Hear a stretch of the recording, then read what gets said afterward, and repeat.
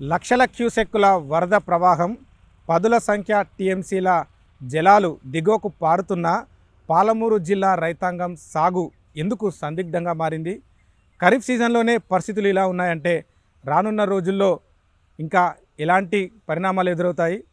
అసలు ఏం జరుగుతోంది? ఈ మొత్తం వ్యవహారానికి సంబంధించి ఈ విశ్లేషణలో మొత్తం తెలుసుకుందాం.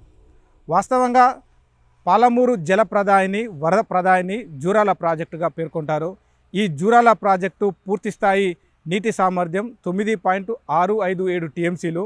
అయితే ఇందులో ఇక్కడ ఉన్నటువంటి సాగు కావచ్చు, తాగు, ఈ రెండు అంశాలకు వాడుకునేటువంటి వెసులుబాటు కేవలం 7 టీఎంసీలకు పైగా మాత్రమే ఉంటుంది. ఈ 7 టీఎంసీలో కూడా దాదాపు 2 టీఎంసీల పైచిలకు నీటిని తాగునీటి అవసరాలకు ఉపయోగించాల్సి ఉంటుంది.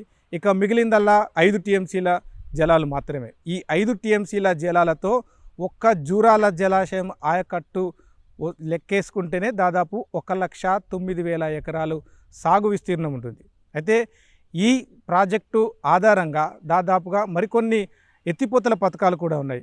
అదొకటి నెట్టెంపాడు, భీమా ఫేజ్ 1, ఫేజ్ 2, అలాగే కోయల్ సాగర్. ఇటువంటి ఎత్తిపోతల పథకాల కింద మరొక 4.5 లక్షల ఎకరాల సాగు జరుగుతుంటుంది. అయితే ఇదంతా కూడా కేవలం వరద జలాలను ఆధారంగా మాత్రమే ఈ ఆయకట్టు అనేది సాగు జరుగుతూ ఉంటుంది. ప్రతి ఏడాది జూన్ మాసానికల్లా ఇక్కడ వరద అనేది ప్రవాహం స్టార్ట్ అవుతుంది. ఈ వరద ఆధారంగా మొదటగా ఇటు లిఫ్ట్ లాంచ్ చేసుకోవడము, ఆ తర్వాత పవర్ జనరేషన్ చేసుకోవడము, జూరాల ప్రధాన కాలువలైనటువంటి కుడి, ఎడమ ఈ 2 కాలువలకు సంబంధించినటువంటి నీటి విడుదల చేస్తూ ఉంటారు. అయితే ఈసారి మాత్రం పరిస్థితులు ఇటు ఎల్లిన కావచ్చు, ఇటు వర్షాభావ పరిస్థితుల కారణంగా ఒక్కసారిగా కరువు ఛాయ పరిస్థితులు అయితే ఏర్పడినటువంటి సిచ్యువేషన్ అయితే ఇక్కడ ఉంది. ముఖ్యంగా ఆలస్యంగా వరద ప్రవాహం వచ్చింది. ఈ వచ్చినటువంటి వరద ప్రవాహం ఆధారంగా అసలు నీటిని సాగునీటికి విడుదల చేయాలా వద్దా? ఎందుకంటే ఎగువ ప్రాంతాల నుంచి వరద ఎన్ని రోజులు వస్తుంది, ఎప్పటి వరకు వస్తుంది అనే దాని మీద ఒక క్లారిటీ లేదు. అయితే గతంలో చూసుకుంటే గతేడాది మే నెల చివరిలో కల్లా భారీ స్థాయిలో వరద జలాలు రావడము, గేట్లు ఎత్తడము, దిగువకు నీటిని విడుదల చేయడం అనేటువంటి పరిణామాలన్నీ చోటు చేసుకున్నాయి. ఇదంతా కూడా ప్రాజెక్టు చరిత్రలోనే ఒక రికార్డ్ అనేది ఆ రోజు నమోదైనటువంటి పరిస్థితి ఉంది. కానీ దానికి భిన్నంగా ఈ ఏడాది పరిస్థితులు కనిపిస్తూ ఉన్నాయి. ఏడాది ఆలస్యంగా వరద వచ్చింది. అయినప్పటికీ కూడా ఓవైపు ఈ ఆయకట్టు రైతాంగం అంతా కూడా ఆశగా కృష్ణమ్మ వైపు చూసినటువంటి పరిస్థితులు ఉన్నాయి. ఎటకేలకు పశ్చిమ కనుమలు అంటే జూరాల క్యాచ్మెంట్ ఏదైతే ఏరియా ఉందో ఆ పశ్చిమ కనుమలు ముఖ్యంగా మహారాష్ట్ర కావచ్చు, కర్ణాటక ప్రాంతాల్లో విస్తారంగా వర్షాలు కురిశాయి. ఆ వర్షాల కారణంగా ఆలస్యంగానైనా సరే కృష్ణమ్మ కరుణించింది, వరద ప్రవాహం వచ్చింది. అయితే వచ్చినటువంటి వరదను వచ్చినట్టుగానే కుడి, ఎడమ ప్రధాన కాలువలతో పాటుగా జూరాల ప్రాజెక్టు ఆధారితమైనటువంటి ఎత్తిపోతల పథకాలన్నిటికీ కూడా నీటిని సరఫరా చేయడం కొనసాగించినారు. అలాగే విద్యుత్ ఉత్పత్తిని కూడా మరో పక్కన కొనసాగిస్తూనే ఉన్నారు. అయితే ఈ పరిస్థితుల్లో వరద వస్తుందన్నటువంటి ఒక ఆశతో ఇక్కడున్నటువంటి ఆయకట్టు రైతాంగం అంతా కూడా పెద్ద మొత్తంలో వరి నాట్లకు సిద్ధమయ్యారు. ఇప్పటికే నాట్లు కూడా వేసుకున్నటువంటి పరిస్థితి ఉంది. అయితే అనూహ్యంగా ఒక్కసారిగా కొద్ది రోజుల పాటు వచ్చినటువంటి వరద ప్రవాహం ఒక్కసారిగా నెమ్మదించింది. ప్రస్తుతం కొంతమేర వరద ప్రవాహం వస్తున్నప్పటికీ కూడా ఇక్కడున్నటువంటి రైతాంగానికి, ముఖ్యంగా ఆయకట్టు రైతాంగానికి లక్షల ఎకరాల్లో సాగు అయినటువంటి ఈ వరి సాగుకు దాదాపుగా డిసెంబర్ వరకు సాగునీటిని అందించాల్సి ఉంటుంది. ఈ క్రమంలో వాటికి ఈ వరద రానప్పుడు అన్ని రోజుల పాటు ఈ ప్రాజెక్టు ఆధారంగా నీటిని అందించడం అనేది అసాధ్యమైనటువంటి పరిణామాలనే చెప్పుకోవచ్చు. అదే విషయంపైన ఇవాళ జరిగినటువంటి సాగునీటి సలహా మండలిలో కూడా ఇదే అంశానికి సంబంధించి ఉమ్మడి జిల్లా ప్రజాప్రతినిధులు, సాగునీటి శాఖ అధికారులు, కలెక్టర్లు, మిగిలినటువంటి అందరూ కూడా కీలకంగా చర్చలు చేపట్టారు. ఇందులో ముఖ్యంగా ఇరిగేషన్ శాఖ అధికారులు కొన్ని కీలక అంశాలను మీటింగ్ దృష్టికి తీసుకురావడం జరిగింది. అందులో ఇప్పుడున్నటువంటి జలాశయం యొక్క సామర్థ్యము, వస్తున్నటువంటి ఇన్ఫ్లోల ఆధారంగా జూరాల ఆయకట్టు మొత్తం అంటే ఆ జూరాల ఆయకట్టు కుడి, ఎడమ ప్రధాన కాలువలతో పాటుగా ఎత్తిపోతల పథకాల కింద ఉన్నటువంటి ఆయకట్టు రైతాంగం మొత్తం 5.5 లక్షల ఎకరాల సాగును లెక్కలోకి తీసుకుంటే కేవలం 30,000 ఎకరాలకు మాత్రమే నీళ్ళు ఇచ్చేటువంటి పరిస్థితులు ఉన్నాయనేటువంటి ఒక అంశాన్ని కుండబద్దలు కొట్టడం జరిగింది. అంటే ఈ ఏడాది ఖరీఫ్ సీజన్, వాస్తవంగా ఖరీఫ్ సీజన్ అంటే మంచి పంటలు పండుతాయి, వర్షాలు కురుస్తాయి, వరదలు వస్తాయి. ఇటువంటి పరిస్థితుల్లో ఒక్కసారిగా ఈ హఠాత్ పరిణామం ఇటు రైతులను తీవ్ర గందరగోళానికి గురి చేస్తున్నటువంటి సిచ్యువేషన్ ఉంది. ముఖ్యంగా నారుమల్లు పోసుకొని నాట్లు వేసుకున్నటువంటి రైతులంతా కూడా దిగాలుగా కృష్ణమ్మ వైపు చూస్తున్నటువంటి పరిస్థితులు నెలకొన్నాయి. ఓవైపు ఈ జూరాల ప్రధాన ఆయుపట్టుగా ఉంది ఈ జిల్లా రైతాంగానికి. ఒకవేళ తాగునీటికి చాలా ఇబ్బందులు ఎదురయ్యేటువంటి అవకాశం ఉంది. సాధారణంగానే ఇటు ఖరీఫ్ సీజన్లో నీరు వస్తున్నప్పటికీ కూడా మళ్ళీ వేసవిలో తాగునీటికి చాలా వరకు ఇబ్బందులు ఎదురవుతున్నటువంటి సిచ్యువేషన్ ఉంది. ఈ క్రమంలో ఈ ఖరీఫ్ సీజన్లోనే రైతాంగానికి నీళ్లు పూర్తిగా ఇచ్చేసినా అది సాగు జరగదు, సరిపోదు కూడా.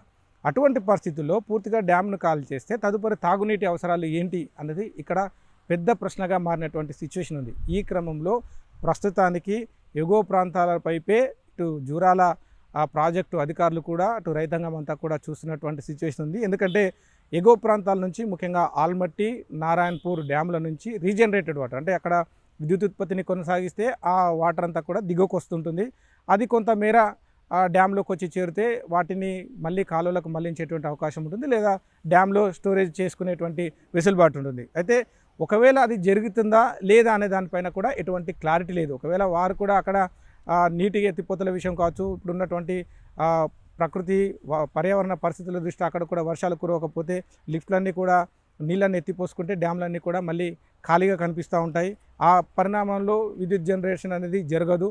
ఒకవేళ అటువంటి పరిస్థితులు ఎదురైతే దాన్ని ఆశగా పెట్టుకొని ఇక్కడ రైతాంగానికి ముందే నీళ్ళు ఇస్తే మాత్రం చాలా తీవ్ర విపత్కర పరిస్థితులు ఎదుర్కోవాల్సినటువంటి వచ్చేటువంటి సిచ్యువేషన్ ఉంటుంది. ఈ క్రమంలో ఈ అంశాల వారీగా పూర్తిగా ఒక సందిగ్ధమైనటువంటి పరిస్థితులు కొనసాగుతున్నాయి. ఇదే అంశాన్ని రాష్ట్ర మంత్రి జూపల్లి కృష్ణారావు కూడా ఒక సందిగ్ధమైనటువంటి పరిస్థితులు ఉన్నాయి, వరదలు పైన ఆధారపడి ఉంటుంది, వర్షాలు కురిసే దాన్ని బట్టి రైతాంగానికి సాగునీరు ఇవ్వాలా వద్దా అనేది ఆధారపడి ఉంటుందని కూడా చెప్తున్నారు. అదేవిధంగా రైతాంగానికి మరొక సూచన కూడా చేస్తూ ఉన్నారు.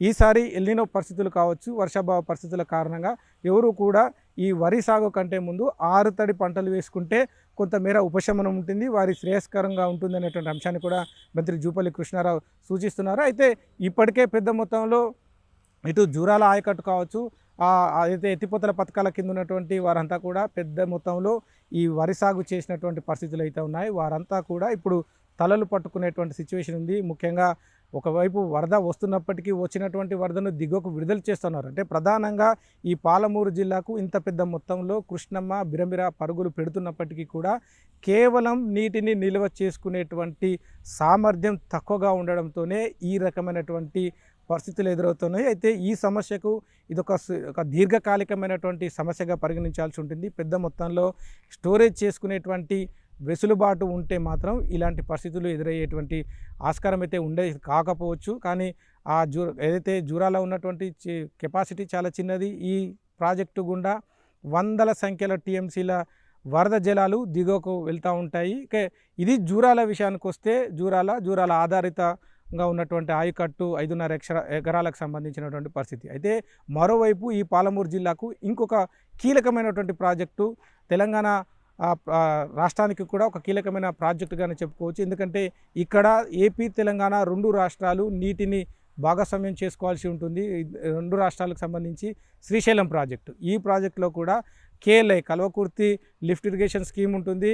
ఈ స్కీమ్ కింద కూడా ఈ ఎత్తిపోతల పథకం కింద లక్షల ఎకరాల సాగు అనేది జరుగుతూ ఉంటుంది. అయితే చివరి ఆయకట్టు వరకు నీరు అందని పరిస్థితులు అయితే ఉన్నాయి. కానీ అందినంత మేరకు కూడా ఈసారి ఏ రకంగా పరిస్థితులు ఉన్నాయని వస్తే ప్రస్తుతానికి కొంతమేర శ్రీశైలం జలాశయంలో స్టోరేజ్ వస్తుంది. వరద జూరాల నుంచి ఎగువ ప్రాంతాల నుంచి వస్తున్న నేపథ్యంలో అక్కడ కూడా కెపాసిటీ కొంతమేర ఆశాజనకంగా ఉన్నప్పటికీ అక్కడ అటు ఏపీ వాడుకోవాల్సి ఉంటుంది, ఇటు తెలంగాణ వాడుకోవాల్సి ఉంటుంది. అలాగే కల్వకుర్తి ఎత్తిపోతల పథకంలో పనిచేసేటువంటి మోటార్ల కెపాసిటీ చాలా తక్కువగా ఉంటుంది. అయితే ఆ మోటార్లు ఎప్పటి వరకు రన్ చేస్తారంటే ఆలస్యంగా రన్ అవుతున్నాయి. అంటే ఒక రకంగా చూస్తే ఇవన్నీ ముందే జనవరిలోనే వరద ప్రవాహం వచ్చి పెద్ద మొత్తంలో జలాశయాలలోకి నీళ్ళు వస్తే అప్పుడే ఆన్ చేస్తే ఈ పాటికి కొంతమేర నీళ్ళు అనేది దానికి లైన్లో ఉన్నటువంటి రిజర్వాయర్లకు నీళ్ళు వచ్చేటువంటి అవకాశం ఉండేది. కానీ ఆలస్యంగా మోటార్లు అంటే వరద ప్రవాహం ఆలస్యంగా రావడం, మోటార్లు కూడా ఆలస్యంగా ఆన్ చేయడంతో కొంతమేర చెరువులు కావచ్చు, చిన్న చిన్న జలాశయాలు ఉన్నాయి, వాటన్నిటిని కూడా నింపే ప్రయత్నం అయితే చేస్తూ ఉన్నారు. అయితే దీనికి బేస్డ్గా దీనికి అనుసంధానంగా పాలమూరు రంగారెడ్డి ప్రాజెక్టు, ఈ ప్రాజెక్ట్ సంబంధించి కూడా ఏదైతే నార్లాపూర్ పంప్ హౌస్ ద్వారా కొన్ని మేర నీళ్ళని ఎత్తిపోసేటువంటి అవకాశం ఉంటుంది. అక్కడ ఉన్నటువంటి ఎల్లూరు రిజర్వాయర్లో ఎత్తిపోయాలని ఇప్పటికే రాష్ట్ర ప్రభుత్వం నిర్ణయం కూడా తీసుకుంది. ఆ మోటార్లకు సంబంధించి మొన్న మధ్యలోనే ట్రయల్ రన్స్ కూడా పూర్తయ్యాయి. చాలా వరకు మోటార్లు ఆశాజనకంగా పనితీరును కూడా కనబరిచినటువంటి సిచ్యువేషన్ ఉంది. అయితే త్వరలోనే వీటికి సంబంధించి ఒక నిర్ణయం కూడా వెలువడే అవకాశం ఉంది. ఒకవేళ ఆ నిర్ణయం వెలువడితే మాత్రం ఎల్లూరు రిజర్వాయర్కి నీటిని ఎత్తిపోసేటువంటి అవకాశం ఉంటుంది. కానీ ఆ ఎల్లూరు రిజర్వాయర్లు ఎత్తిపోసేటువంటి నీటిని వాడుకునేటువంటి వెసులుబాటు అయితే లేదు. కాకపోతే అయితే శ్రీశైలంలో ఉన్నటువంటి నీటిని మనం వాడుకునేటువంటి అవకాశం ఉంటుంది. చుట్టుపక్కల ఉన్నటువంటి బోర్లు జనరేట్ అయ్యేటువంటి అవకాశం ఉంటుంది. భూగర్భ జలాలు పెరిగేటువంటి అవకాశం ఉంటుంది తప్ప వాటిని కాలువల ద్వారా మళ్లించేటువంటి అవకాశం లేదు. ఎందుకంటే కాలువలు కావచ్చు, వాటికి సంబంధించినటువంటి ఇంకా ఎటువంటి పనులు అయితే పూర్తి కాలేదు. అలాగే ఎల్లూరు నుంచి మిగిలినటువంటి సిరీస్ ఆఫ్ జలాశయాలు ఉన్నాయి. ఆ పైన వట్టెం కావచ్చు, ఇటు చివరకు కరివెన వరకు రిజర్వాయర్లన్నీ సిద్ధంగా ఉన్నాయి. కానీ దానికి తరలించేటువంటి మార్గంలో ప్యాకేజ్ 3 దగ్గర కొంత పనులు పెండింగ్లో ఉండడం ద్వారా అక్కడ నుంచి లిఫ్ట్ అనేది ముందుకు సాగనటువంటి పరిస్థితి ఉంటుంది. కేవలం ఎల్లూరులో మాత్రమే ఈ వాటర్ స్టోరేజ్ అనేది నిండిపోతూ ఉంటుంది. అయితే మొత్తంగా చూస్తే మాత్రం ఒక కేఎల్ఐ మినహా కొంతమేర ఆశాజనకంగా ఉన్నప్పటికీ మిగిలినటువంటి జూరాల ఆయకట్టు మాత్రం చాలా సందిగ్ధమైనటువంటి పరిస్థితి ఉంది. రైతాంగం అంతా కూడా ఆందోళన కొనసాగుతోంది. ప్రస్తుతానికి కొంతమేర వరద వస్తున్నప్పటికీ కూడా అంటే డిసెంబర్ దాకా సుదీర్ఘంగా నీటిని వదలాల్సి ఉన్నటువంటి నేపథ్యంలో అన్ని రోజుల పాటు వరద అయితే ఉండదు, అది జరగదు. కానీ దీన్ని ఏ రకంగా అధిగమిస్తారనే అంశానికి సంబంధించి అయితే ఇటు అధికార యంత్రాంగం కావచ్చు, అటు ప్రజాప్రతినిధులు కావచ్చు, ఇటు రైతాంగం అంతా కూడా మల్ల గులాలు పడుతున్నటువంటి పరిస్థితులు అయితే కనిపిస్తూ ఉన్నాయి.